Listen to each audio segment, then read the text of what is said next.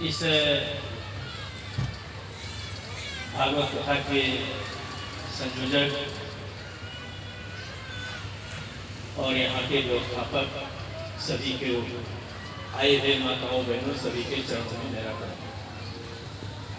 अरे बहुत सुंदर भागवत कथा हम सारे लोग सुन रहे थे। बीच में कुछ लौकिक भी काम शुरू हो गया है, लेकिन इतनी बढ़िया कथा और जिस धरती पर हम सारे लोग बैठे हैं, इस धरती की भी अपनी विशेषता है।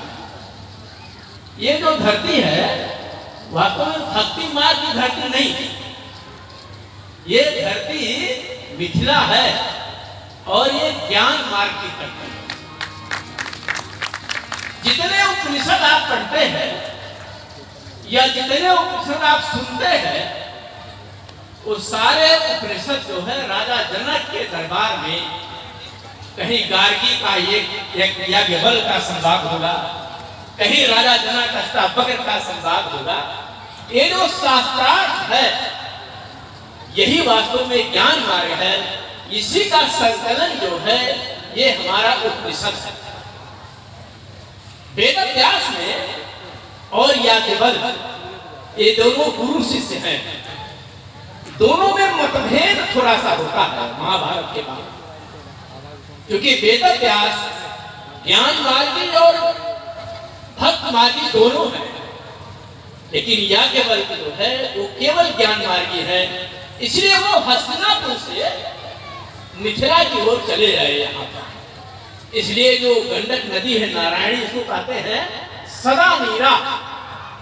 सदा नीरा है हमेशा बहने वाली, और वो ज्ञान की गंगा जिसे याज्ञवल्क्य ने बहाया। इसलिए हम सारे लोग धन्य हैं कि हम इस ज्ञान मार्ग की धरती पर भागवत सुन रहे हैं। दूसरा, अभी व्यासपीठ से एक बात आई, गजग्राह का युद्ध। वो गजग्राह का युद्ध कहाँ हुआ था? व्यासपीठ ने कहा क्षीर सागर में हुआ था। अब विभिन्न पुराणों में कई प्रकार के वर्णन हैं। वायु पुराण कहता है, जो सबसे पुराना पुराण है, कि गजग्राह का युद्ध जो है वो क्षीर सागर में हुआ था। लेकिन कुछ पुराण ये कहते हैं कि नारायण और संगम इस पर गंगा जी के संगम पर हुआ था। तो वो जो क्षीर सागर वो स्थान कहाँ है? तो हम सारे लोग जानते हैं वो स्थान जो है सोनपुर में है और उसे हरिहर क्षेत्र बोला जाता है। अब वो क्षीर सागर कहाँ है? तो जिस धरती पर हम लोग बैठे हैं, यह धरती ही वास्तव में क्षीर सागर। भूगर्भ शास्त्री जितने हैं उनका शोध मैं बता रहा हूं। आप 300 किलोमीटर बोरिंग कर दीजिए, एक भी पत्थर इस धरती पर नहीं मिलेगा।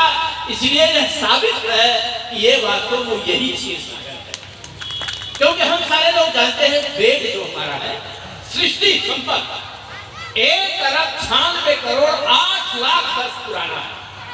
इसलिए वेदों में गंगा जी का और हिमालय का वर्णन नहीं है, क्योंकि वेद के उत्पत्ति के समय जब भगवान ने हमको वेद दिया, उसमें ना गंगा जी थी ना हिमालय था, क्योंकि यह सारा क्षीर सागर था। इसलिए जो भूगर्भ शास्त्र के विद्यार्थी वो सब जानते हैं, आज भी हिमालय जो है ऊंचा उठता जा रहा है। अब इसका प्रमाण क्या है? क्षीर सागर है ये। अब इतिहास के लोग, भूगर्भ के लोग, दुनिया के लोग, विज्ञान के लोग खाली कथा नहीं मानते, उनको सबूत चाहिए। तो हम सारे लोग जानते हैं साउथ एशिया के किसी देश में जाएंगे तो जब एयरपोर्ट उतरेंगे तो समुद्र मंथन का चित्र आपको दिखाई पड़ेगा, लेकिन भारत के किसी एयरपोर्ट पर समुद्र मंथन का चित्र नहीं मिलेगा, पटना में भी नहीं मिलेगा। लेकिन वो समुद्र मंथन कहाँ हुआ था? वो भूमि यही है। उसका प्रमाण यह है, मंदार पहाड़, बांका जिले में मंदार पहाड़ है, उसी वह समुद्र मंथन ही थी वो। और बासुकीनाथ कहाँ, जिसका वर्णन अभी व्यासपीठ से आया? देवघर हम सारे लोग जानते हैं, देवघर के बगल में बासुकीनाथ है। वही वो सर्प है जिसे लपेटा गया था और जो मथनी बनाया गया था। इसलिए वास्तव में यह हमारा हिंदू धर्म कैसा है, ये हिंदू धर्म विशिष्ट विज्ञान है। हमारे यहाँ कोई कपोलकल्पित कोई चीज नहीं है। हजारों लाखों वर्षों में ऋषियों के तपस्या और शोध का परिणाम ये चैतन्य हिंदू धर्म निकला है। इसलिए हिंदुत्व जो है वो कोई कही कहानी कथा नहीं है। आपको पता है पश्चिम में जब तक अंग्रेज यहां नहीं आए थे तब तक उनके यहाँ 10 महीने का वर्ष होता था।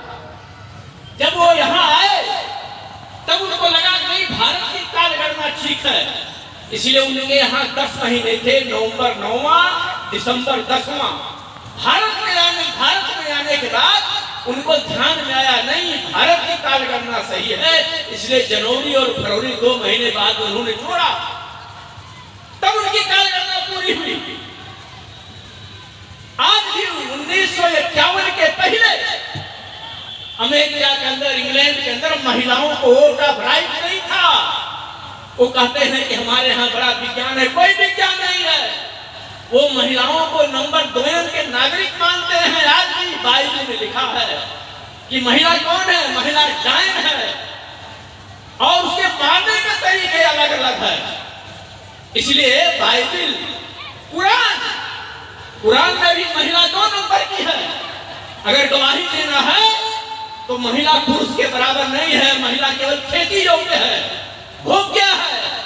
इसलिए हम सारे लोगों को ध्यान करना पड़ेगा। हमने उसको विष्णु की धर्म पत्नी क्या माना, लक्ष्मी, सरस्वती,